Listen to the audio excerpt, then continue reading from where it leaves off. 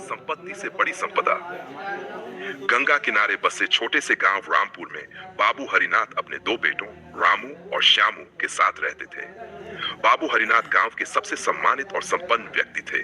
उनके पास बड़ी हवेली, खेत खलिहान और काफी धन संपत्ति थी। मगर उनकी सबसे बड़ी चिंता थी दोनों बेटों के बीच बढ़ती दूरी। रामू बड़ा बेटा था, शांत और मेहनती। वह पिता की तरह जमीन और खेती से प्रेम करता था। श्यामू छोटा था, तेज तर्रार और समझदार, मगर उसे गांव की सादगी से अधिक शहर की चकाचौंध पसंद थी।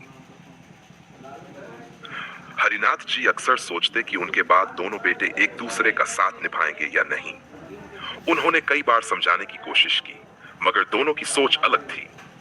एक दिन बाबू हरिनाथ बहुत बीमार पड़ गए। डॉक्टर ने कहा कि अब उनके पास कुछ ही दिन शेष हैं। यह सुनकर दोनों बेटे दुखी हो गए।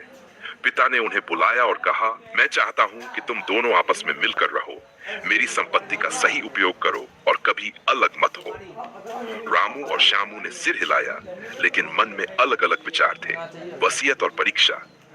पिता के गुजरने के बाद वसीयत खोली गई। उसमें लिखा था कि संपत्ति दोनों में बराबर बांटी जाएगी, मगर एक शर्त पर 1 साल तक दोनों को साथ साथ रहकर अपने खेतों की देखभाल करनी होगी।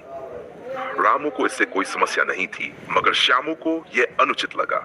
वह शहर जाना चाहता था, मगर मजबूरी में उसे मानना पड़ा। संघर्ष और समझ।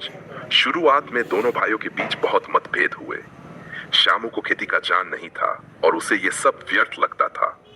मगर धीरे धीरे जब उसने मेहनत करनी शुरू की तो उसे खेती के असली मायने समझ आने लगे। एक दिन गांव में बाढ़ आ गई।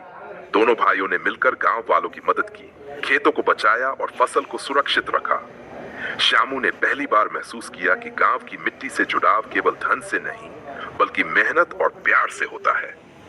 समझौता और नई राह। जब 1 साल पूरा हुआ तो वकील ने दोनों को बुलाया और संपत्ति का बंटवारा करने की बात कही।